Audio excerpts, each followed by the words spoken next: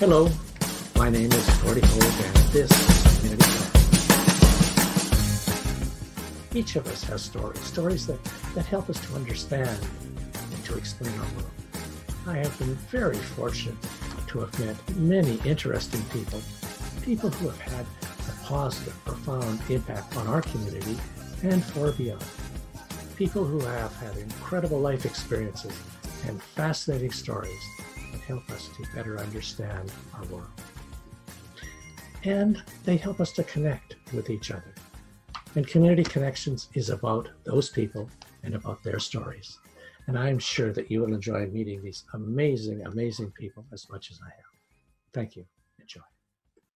Hi, my name is Gordy Hogue, and this is Community Connections, and I'm delighted to have with me Ramona Kaptyn. And Ramona is a wonderful contributor to our community in oh so many ways and has been for years. Welcome, Ramona. Thank you for being a part of this. Thank you so much, Gordy, for inviting me. Pleased to be here. So I understand that you came to Canada in 1946, and can you tell me a little bit about how your family organized that, or what the decision was to come to Canada? Okay, I was born in 1946. Oh, okay. I guess they gave you the wrong number. No worries. I was born in 1946 in March after the Second World War, and I was born in a camp in Germany because my parents were Lithuanian, and first the Germans came in and then the Russians came in, and they were very, very fearful of the Russians, so everybody was fleeing. So my dad went first, and his brother. My dad was an Air Force pilot, and so was his brother. So they got into Germany, and then my mom and my sister got to Germany, and that's where I came along. and so we lived in the camp for a while. My dad was able to leave in 48 and come to Hamilton, Ontario in Canada. And, having been a pilot and, having a very privileged life, he ended up working in a cotton mill. And he worked for a year, and then he was able to send for my mom, my sister, and me. And we arrived on New Year's Eve, 1948. Yeah. So I was just a wee girl. Yeah. And I grew up in Hamilton, and then I went to university in Toronto, studied journalism and education, and traveled the world and did many, many things. I'm a legend in my own mind. And, and I eventually got to White Rock, South Surrey in July 2009, and I'm home at last. How did you find White Rock, or what attracted you to this community? Well, it was very weird because I had been working in Vietnam 2002, 3, and 4, and then in Bangladesh in 2006, in Malaysia 2008. I've done a lot of volunteer work in my life, as well as being a journalist and a hotelier and a teacher. And I had to come home from Malaysia, where I was preparing grade 12 students to come to Canadian universities, because my sister, who is an American, she lives in Palm Springs, California. She was, her husband was very, very sick, so I went to help her. And that was 2008, and I overstayed. So when I flew back up to Canada, to Toronto, Hamilton, Toronto is my hometown, I stayed for a while, and then I tried to get back to her because she was still, taking care of her husband, who was very unwell. But I had overstayed my welcome, and they wouldn't let me back into the States. So my sister said, well, Toronto's too far. Why don't we find a place in White Rock?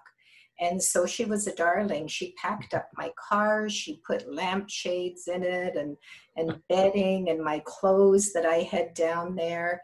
And because I had already sold my place in Toronto because I was working overseas so much. And she drove up here, and within 2 weeks, we bought a place, paid for it, got the furniture, and here I am. Had you ever heard of White Rock before that? Not really, although I had been to White Rock many, many moons ago when I was still in the hotel business. We had a big meeting at I used to have a Sheraton, a Best Western, and a Ramada, and it was a Sheraton conference, and it was in Guildford. And one afternoon I said, "Oh, well, what's there to do around here?" And they suggested I go down to White Rock. Well, I took the bus, and I kind of never made it to Marine Drive. And I thought, what the hell are people living on these steep hills for? You can barely climb them. So, so that was my first experience. But then in 2009, I had a friend who lived in Victoria, and she said White Rock would be the perfect spot. So I'm really in South Surrey, North White Rock. Yeah, North White Rock, as we often call it. Right. So you also you did some radio work, interviews on radio, I understand, as well. And My first job after graduating from journalism from Ryerson, in 1968, I worked for CKOC Radio in Hamilton, Ontario. And one of my first interviews was with Pierre Trudeau. oh, And oh, it was just, I mean, that man was so charismatic. I was just head over heels. And after the big presentation he did at Civic Stadium, we all went back to the press club. And in those days, it was still okay to peck the reporters on the cheek. So, of course, Pierre gave me a peck on the cheek. And I was just absolutely thrilled. So that was my job with CKOC Radio. Then I went to Australia, where I worked in TV and then newspapers. Went to England, worked there in newspapers, came home. I worked for Maclean Hunter for a while. I was women's editor at the Burlington Gazette, and then I joined Leisure Ways, which was a travel magazine, which was fabulous because I got to travel all over the place. and did you spend some time with CUSO as well? Yes, I did. That was, first I was with World University Service of Canada. That was in 2002. I went to Vietnam, and I was teaching hotel management and first aid because I had done a stint as a public relations person at St. John Ambulance. I've had a million jobs, seriously. My resume is about 14 pages. So I was able to combine my knowledge of first aid and hotel administration and teaching. And Vietnam at that time was just opening up their tourism, and it's just growing in leaps and bounds. I mean, in 2002, it wasn't much, and today it's just absolutely glorious. Beautiful, beautiful country. So that's what I did 2002, 3, and 4. And then I volunteered with CUSO VSO in Bangladesh, where I was an organizational development advisor for 4 NGOs. And that was very, very interesting. One of the NGOs was Hindu, the other 3 were Muslim. And it was an incredible experience. I really enjoyed it. And while I was there, I got to travel to India, traveled across India, saw the Taj Mahal. And it was really quite an experience. It's lovely intermingling with different cultures. When you're there working with them, you'll learn so, so much. Reading about it isn't enough. You really have to be there. Yeah, we learn through experience. We don't learn through books nearly as much. Did you find in being able to visit these many countries and cultures that there's a sameness about them in terms of their commitment to family and community and things like that? Did you see any commonalities? Oh my gosh, yes. In fact, they're more family oriented than we are, really. Family is everything. And they have, some are large families, some are smaller families. And I was invited into various homes, which was delightful. And, saw how the women kept the home. And it was quite amazing. I think my one experience that I remember very well was there was a home I went to where, are you familiar with Women Living in Purdah? That's It's where right. they don't go, the woman never leaves the Yeah. house. And the mother-in-law supervises the wife, and she raises the children, cooks the meals. And I was invited to go into the kitchen and see the, the mother-in-law and the mother and the children. And all the men, of course, are not allowed to see the lady. They have to stay in another part of the house. So it was a real eye opener. I mean, I certainly don't agree with it, but it is what it is. Yes. And then I mean, the women never leave the house. Once they get married, that's where they stay, in the kitchen. yeah. Well, we're certainly a lot different in our world. Thank goodness. Thank goodness. And then you ended up with CARP, Canadian Association of Retired Persons. How did that happen? Yes, well, when I came to White Rock, South Surrey, I really didn't know anybody, so I was, I don't know where I was. It might have been the market, and somebody came up to me. It was Jeff Giffen, and he said, "Oh, have you thought of coming and being in the Christmas panto?" And I thought, well, I've never done it before, but it's worth a try. So I tried out for the Christmas panto. It was Snow White in 2009, and it was just so delightful because I got to meet so many people that I'm still friends with today. And it was a really lovely introduction to the community. And now I've lost my train of thought. It was just how you met people and then eventually Oh, how I got connected with CARP, of course.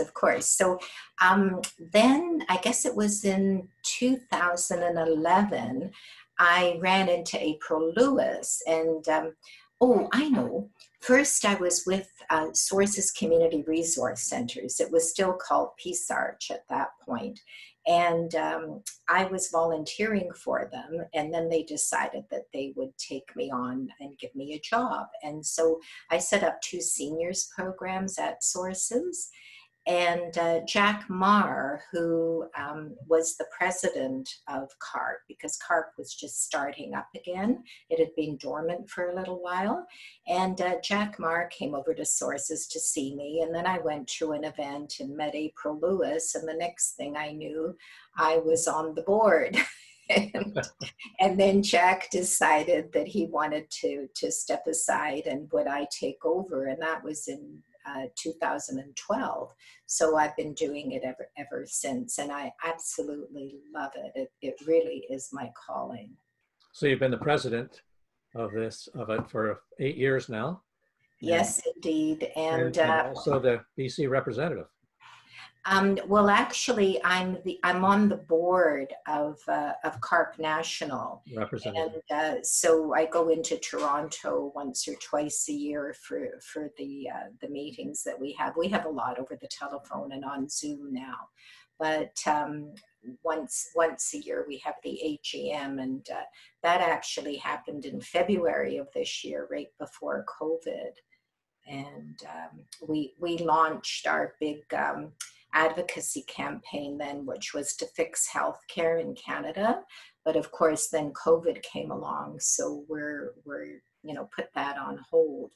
But the whole idea was that we compared Canada to other countries with the same GDP and figured what other countries were doing and what was happening in Canada. And this is not to knock the Canadian healthcare system, because heaven forbid, we have a very good system compared to our neighbor in the South. Yeah. But wait times and various other things really need to be addressed. For example, a hip replacement takes 180 days in Vancouver. In Venice, it takes 43 days. I myself had a hip replacement back in 2013, and I waited for more than a year. And I was very lucky that I was able to get into the Richmond Hospital, because I couldn't get in here at Peace Arch. And everything went well, and it's great. Sorry, go ahead. So we really are advocating with all governments, be it municipal, provincial or federal, for changes for seniors. And by the way, CARP, you don't have to be retired to join, although we are the Canadian Association of Retired Persons. We have members of all ages, and let's face it, we're all going to get older, and there's the sandwich generation that has parents, some still have grandparents, and you know, we're advocating for everyone. It's a new vision of aging. And recently you held a Zoom meeting for all British Columbia representatives around the province. And is that something that's relatively new that was done, or is that something you do regularly? No, that was the first time we did it because, of course, we have quite a few chapters in BC, and all the chapters hold their own meetings or their own events. And we weren't able to do anything like that during COVID-19. So we thought it would be a very good idea to invite our members to come online. And we were very pleased that we got, I believe it was close to 500 members who were on that call. Yeah, I was on that call, and I commented to you in the roundup at the beginning, you made some salient comments. Do you want to talk a little bit about your position that you took with Isabel Mackenzie and at that point? Right. Well, what I was concerned about is of course we've had, you know, luckily BC hasn't been as bad as Ontario and Quebec, where the situation in long-term care facilities is just absolutely heartbreaking. One of the things I did, I was a business partner back in Ontario in the 90s, early 90s, and had a clothing business for residents in long-term care facilities, you know, the Velcro fastening clothing and regular clothing as well, but a lot of it was easy to take on and off. And we used to go into long-term care facilities and retirement residences on a regular basis. And a lot of them were very, very well run, but some of them, I mean, it would just make your hair stand up on end. And I always thought way back then, what we need is you have to have inspections. Being in the hotel business with the Sheraton, the Ramada, and the Best Western, we used to get inspected every 3-4 months, and you never knew when they were coming. You never knew who they were until they were there and had rented one of the suites or a room or whatever, and looked under the bed and checked, you know, the dust, and they check inside the drawers. I mean, my goodness, it's so thorough. And this is what really needs to be happening in long-term care facilities. So I think now, finally, something is going to be done because there have just been too many deaths, way too many deaths. And it's interesting, more men have died than women in long-term care. But what CARP would really like to see, and I'm sure everybody else would love to see this too, is, you know, let's keep people at home for as long as they can stay home, because nobody wants to leave their home. So CARP, a while ago, we asked the federal government to make the caregiver tax credit be a refundable tax credit, because caregivers really need to be treated far better than they are, because if there was a refundable tax credit, it would be that much easier. We really need to help those who are caring for their loved ones at home. We need to take care of them, and we need to take care of those who want to stay home. And certainly with the COVID-19 and the kind of crisis gives an opportunity for governments to be a little more creative. And certainly I know we got Medicare in Canada coming out of World War II when England adopted it. And so I think the meaning of crisis is opportunity. And certainly it's a good time for CARP and for all Canadians to be supporting that initiative in terms of the kind of support that will provide for housing at this point in time. Mm-hmm. You made reference to the long-term care homes in British Columbia. as opposed to other provinces. And you suggested that you think that in BC that we're probably better off in some areas. Yes, yes, there have been fewer deaths in BC, but they can't. The long-term care facilities here can't just go scot-free. There are a lot of problems, and the staff, first of all, go from home to home. It's part-time work. They're not paid enough. So it isn't any wonder if staff are going from home to home, they're going to spread anything that is going on. And every season, every fall, we have flu, we have pneumonia, and the other thing that CARP is advocating for is vaccines, the flu vaccine. What we want is the high dose flu vaccine to be available to every senior, not only in long-term care, but everywhere. And also, the other vaccine that everybody should be getting is pneumonia, pneumococcal, and also shingles. Shingles is so important. I've had shingles twice already, and it's not very pleasant. I wouldn't wish it upon anybody. And it's so easy if you have the vaccine, but it's very expensive, and a lot of seniors can't afford it. So this is something that the government really needs to look at, is free vaccines, the three big ones. And intuitively, you would think that by having the vaccine, that would actually save the medical health system money in the longer term by preventing that type of access to it as a preventative measure. Yet I haven't seen the metrics done, but certainly being able to do the economic metrics of it might be a good way of arguing that position as well. Absolutely, because it would keep so many people out of emergency and out of hospital. If they have the vaccine, they're fine. I mean, not in every single instance. It's not a magic bullet, but it certainly is a very good prophylactic. So it would save our healthcare system thousands and thousands and thousands of dollars. Absolutely. More broadly, with respect to seniors in our community, some other initiatives and issues.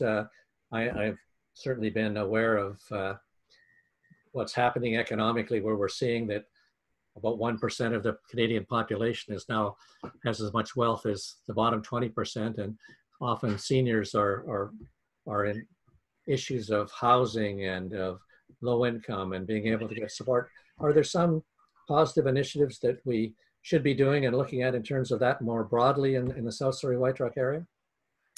Absolutely.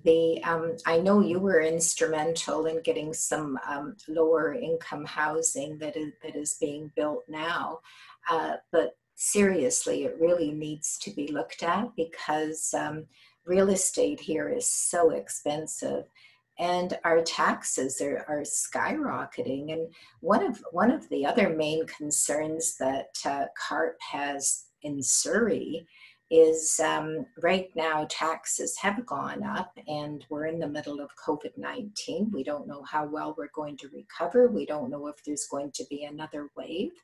And yet the council, the mayor and 4 of his councillors are pushing for a Surrey Police Department and saying, dreadful things. I don't know if you've seen the press or the media, but there's all kinds of nonsense going on about the Safe Surrey Coalition. The mayor is saying the RCMP are no good. Well, they're probably the best police force there is. There's nothing wrong with them. We need more boots on the ground. And my members have come to me when they found out, this was last fall, and they were saying, well, there aren't enough boots on the ground. We're afraid to go out at night.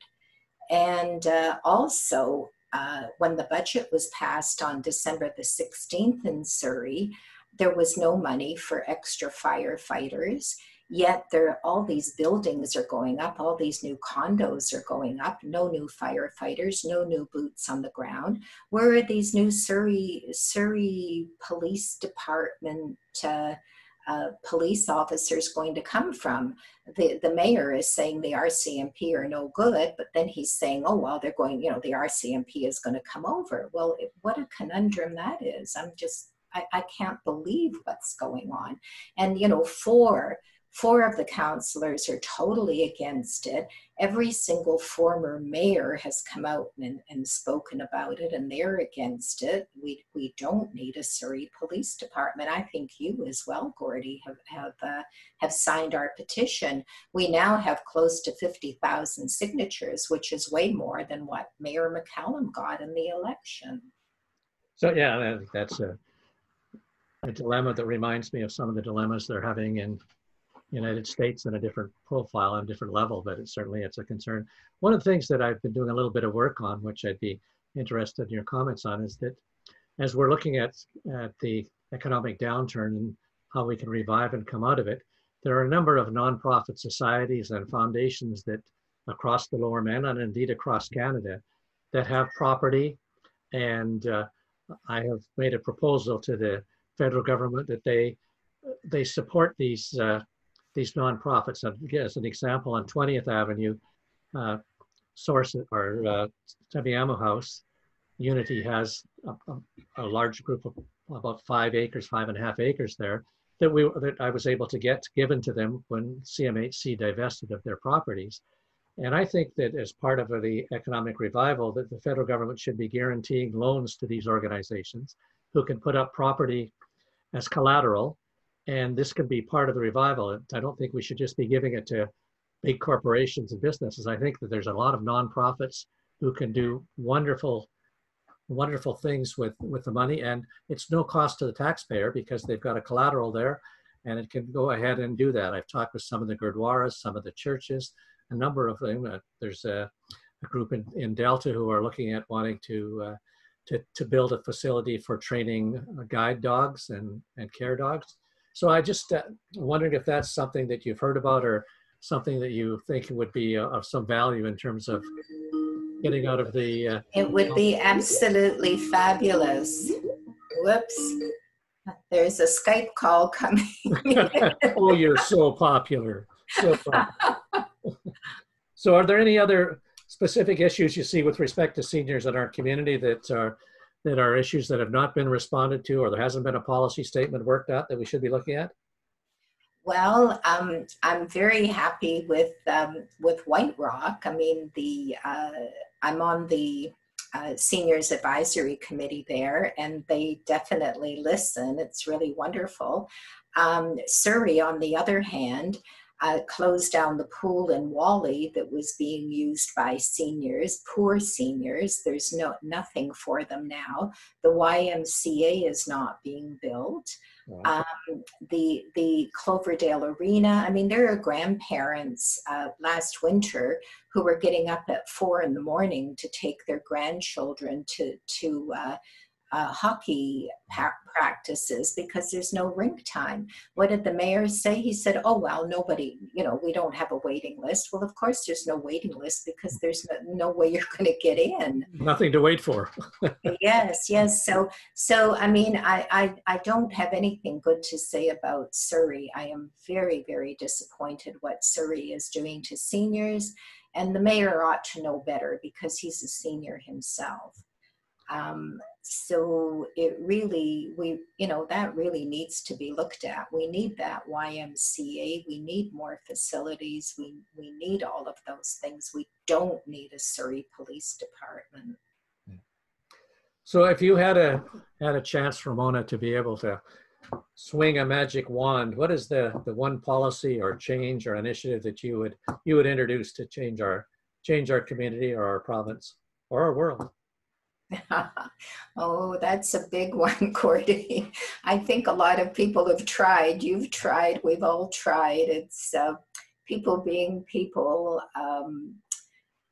I think we have to learn to be more accepting, and we also need to be so careful with a lot of the nonsense that is going on. On the one hand, Twitter and Facebook and Instagram, I mean, we've never had these before. It's a wonderful venue, but then so many crazy things are going on. I had no idea. I had friends who were Trump supporters. And, you know, like you want to know why, and there's no good reason, but you know, we are, it's like living over a meth lab, as people say. I am so lucky to be Canadian. My sister is American. She wanted to be American, and I've always wanted to stay in Canada. So the magic wand, I think it would be if we could all understand each other more, if we could all work together more, and you know, really, really look at what is missing in the community. And I think that our community really is wonderful in many respects, because we have the Semiahmoo Seniors Planning Table, we have Come Share Society, we have Sources. There are so many good people here doing so many good things. Homeless to home.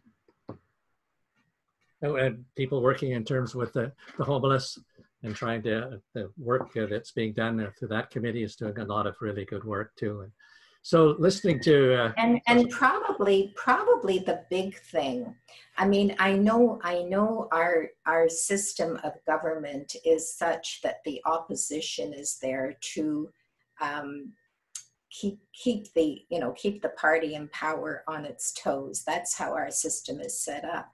But what seems to be happening now is that, you know, the party in power, the opposition seems to be only there to criticize, and it doesn't matter what is being done, it's wrong. Well, you know, why not work together? Why not offer suggestions rather than criticism all the time?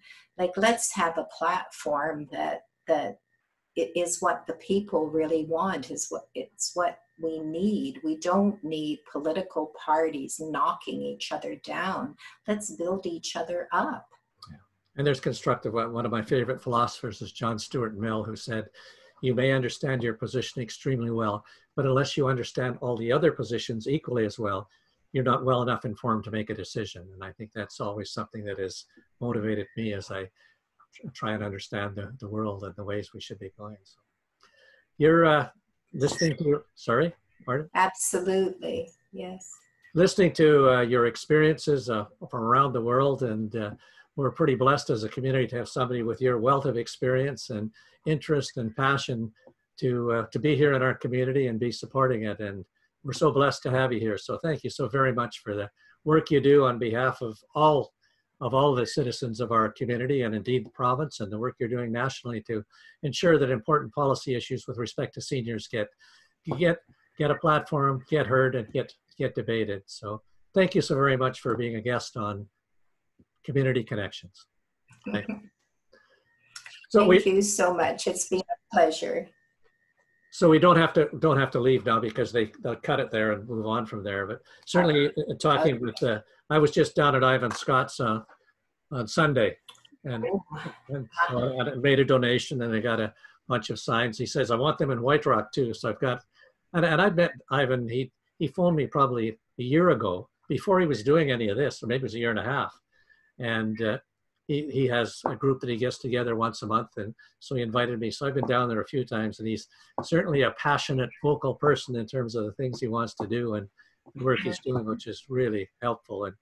And he's making good progress, as you say, in the number of signs they've got out there and the action they're taking. Actually, I was just reading this too. Oh, I just got mine this morning. I haven't looked at it yet. Yeah. The signs, though, I have one in my window, and the Strata Council hasn't told me to remove it yet, which is good. But a lot of the signs around Surrey, there's apparently a big black pickup truck going around at night, stealing all the signs. And so we're going to record it and find out who it is. But, you know, Seriously, it's just so wrong. And if we knew exactly what it was going to cost, if there was some transparency, it would be so helpful. But everything is done behind closed doors. Like, I speak to Linda Annis quite often, and Jack and Brenda and Stephen, and I mean, they're just shaking their heads. And any council meeting, the mayor totally ignores them. If they bring anything forward, he doesn't allow it, and it's so wrong. I've never seen anything like it. You made reference to sort of the outliers or some of the people that are protesting and doing things. And I think we've always had those people who are sort of bitter and angry on the fringes. But with social media, they're making connections in communities, connections across countries, and connections internationally. I know in the last federal election, there were people who were putting signs on some of the parking meters along Marine Drive saying that a vote for me was a vote for ISIS. And somebody took a picture of them and the license plate. They took it to the RCMP. So they were telling me about this. I said, the RCMP said, well, there's nothing really you can do about it. And there isn't, unless it's litter in terms of what they're doing. But people are allowed to believe what they want to believe, which is one of the great things of our democracy. You can believe what you want to believe. But then I got so many people sort of getting feedback about saying, oh, I understand you're supporting ISIS, which I don't know where that came from. But I was talking to one of the members of parliament about this. He said, well, maybe we need legislation. I said, no, we don't need legislation. We've got to stay open in that. But we also have to be a little more vigilant about what people are saying. So, and social media is giving a platform to every perspective that exists on Earth, and they're getting in there. And I think in some cases it's hurting some of our democratic procedures. And we see what Trump is saying and doing and putting out in the media and how that's influencing people. And the great irony of democracy is we make it stronger by challenging it, but we have to challenge it based on a set of principles and values, which is not happening right now. And that's the big change we've seen in democracy. In fact, I think there are 9 fewer democracies worldwide now than there were 20 years ago. And some of it has to do with that. I know it's really scary, but then you get people like David Icke or Ike. I'm sure you're familiar with him. He's written all kinds of books, and it's all about the Illuminati, and he believes that there are lizard people, and the whole royal family are lizards, and who else? Dick Cheney. I mean, I could sort of believe it might be Dick Cheney, but then he got Obama lumped in there as well. And I thought, this guy is out of his mind. But I have friends who are following him and saying, oh, sure, this is all true. And now there's apparently this doctor somebody in the States who's running for I don't know if it's the Senate or the other, but she is saying that this man who was just killed by the cop who was, kneeling on his neck, that was all a setup, and he's still alive, and it's all a big setup. And I have friends who believe this, that everything has been staged. COVID-19 has been staged. And it's just to keep us, under control. Well, you can't get the world to agree on anything. How would they agree on that? Yeah, and one of the things I studied when I was doing my PhD was, how do we know what we know? And how does how we know what we know affect how we do what we do? And certainly confirmation bias, once you have locked into, and most of how we know what we know is originally, it's been taught to us by something we know and trust. And then we get into a confirmation bias to reaffirm what we believe, or else we go to the opposite side of it and take it and oppose it. So, but confirmation bias just keeps reinforcing. So how do you actually get people to change their perspective? And I think there has to be an emotive connection. There has to be, in terms of persuasion, how do you get that connection? So I've been, when I was in cabinet, I wrote a face sheet to go on all the documents, because it was clear that most cabinet members weren't reading all of their stuff, and it was that thick from every ministry. So I started with, what are the values that we stand for as a country, as a province? And then from those values, what is the opportunity that exists for us? What is the legislation on a one-pager? And that seemed to bring people together because everybody could agree basically on the values. And then as we worked our way down, how do we get to the point where the actions take place? But I keep going back. So, but what about the values? We've got to connect those. And so that was, for me, was really helpful. And that what really helped, I think, the actions we were able to take in cabinet provincially around that. So every document used to have that attached to it, and hopefully getting people closer together. Yeah, I think also there's the tribalism theory, where you belong to a tribe, and a lot of people are so proud of being in a tribe. Well, you know, I mean, I suppose tribalism was important at one time. If, you know, when you were foraging for food and hunting, and if you didn't agree with what the tribe was telling you, then you were kicked out and you would die. But I mean, that doesn't happen anymore, I hope. So, but still, people are so proud to being part of a tribe, and so they believe whatever the tribe does, and it's the cult thing too. I mean, Trump is a cult. We've always formed into groups, and then as soon as we do that, we oppose other groups. And I think as soon as we oppose other groups, we blind ourselves to the truth. Mm-hmm. And see, the thing is, I mean, I've been very political from a very early age. My first time I campaigned was for John Munro in Hamilton, Ontario. I mean, you remember John Munro. He was quite the drinker, by the way. Oh, was it? Wow. But the Lithuanian community loved him, absolutely loved him.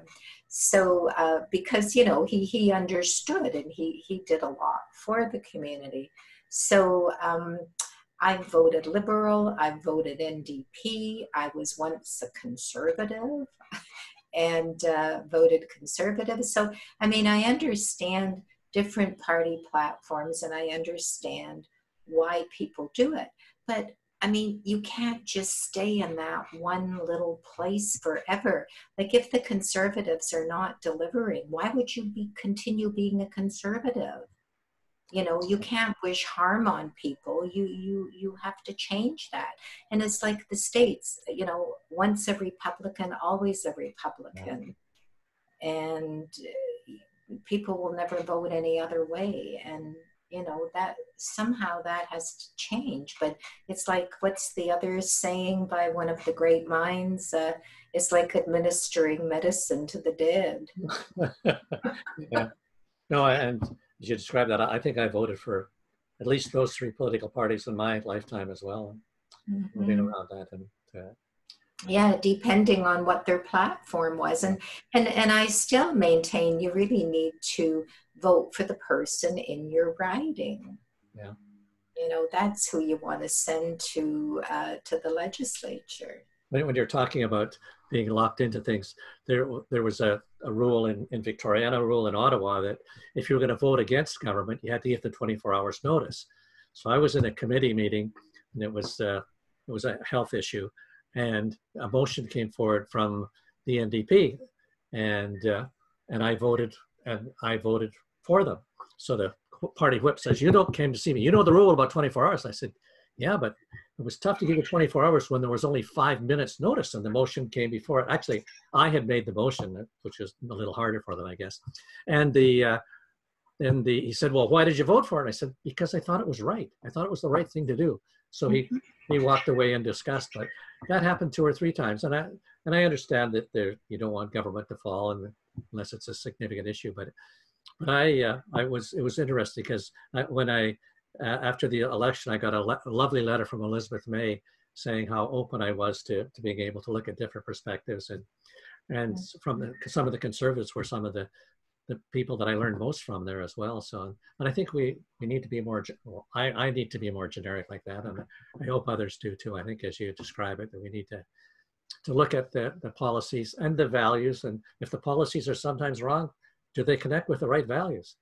And I can understand disagreeing on a policy, but I can't disagree with them on a value. If the values that we're reflecting are compromised, then I think you're lost. We're lost. Mm-hmm.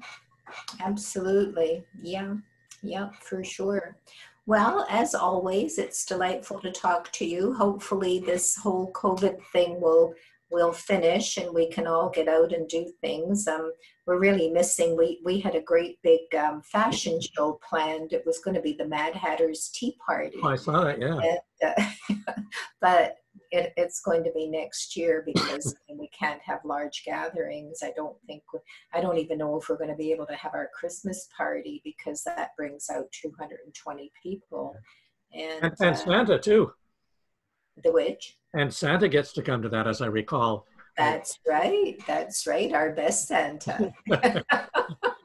Thank you for joining us today on Community Connections. Please tune in to our next show as more amazing people share their wonderful stories. If you haven't already, please click on the red subscribe button below, right down there, and view our updates. Feel free to leave any thoughts or comments that you may have. We're always trying to do a better job of connecting this wonderful people. Thanks again for joining, and until next time, keep connecting. Thank you.